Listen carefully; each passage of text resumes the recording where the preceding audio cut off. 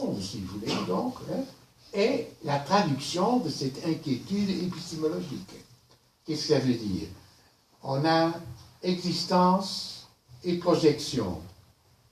On a vécu, les polarités peuvent se définir de toutes sortes, existence et projection, vécu et conçu. Eh bien, qu'est-ce qu'on a fait en doxa grammacienne? On a dit, voilà, ça c'est la profondeur et ça c'est la surface. Ça c'est la profondeur et ça c'est la manifestation.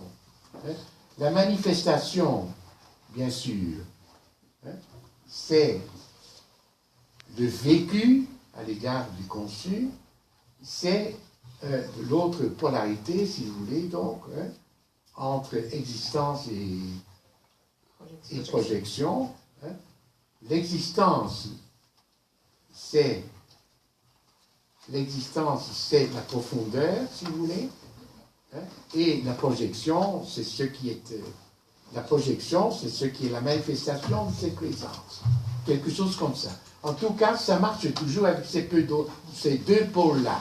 Et Greimas, au niveau de 66 de sémantique structurale, sa distinction avec lui, c'est pas tellement profondeur et manifestation, là, c'est de distinguer deux types d'objets.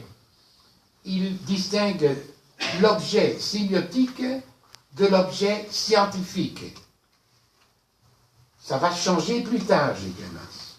Mais au niveau de sémantique structurale, ça c'est l'opposition entre objet sémiotique, qui est la profondeur, bien sûr, et l'objet scientifique, qui est la manière dont on traite cette profondeur dans la manifestation.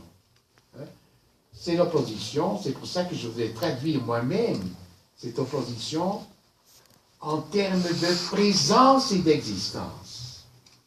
Présence, c'est la manifestation, existence, c'est la profondeur.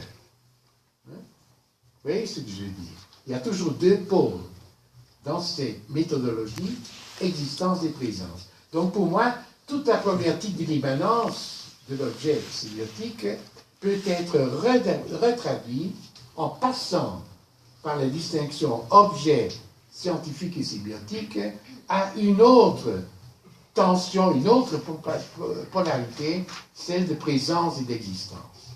Et je reviens là-dessus dans un instant. Je sais, c'est très abstrait tout cela. On est en pleine épistémologie.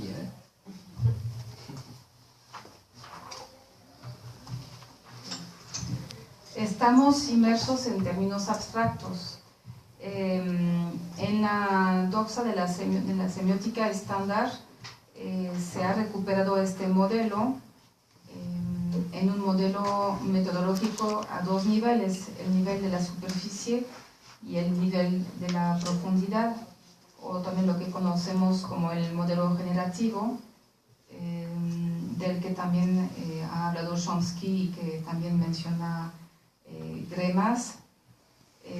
Greimas pues se quiere traducir esta inquietud epistemológica, y siempre tenemos dos polos, como existencia, proyección, vivido, concebido, donde tenemos un polo de profundidad, un polo de superficie o de manifestación.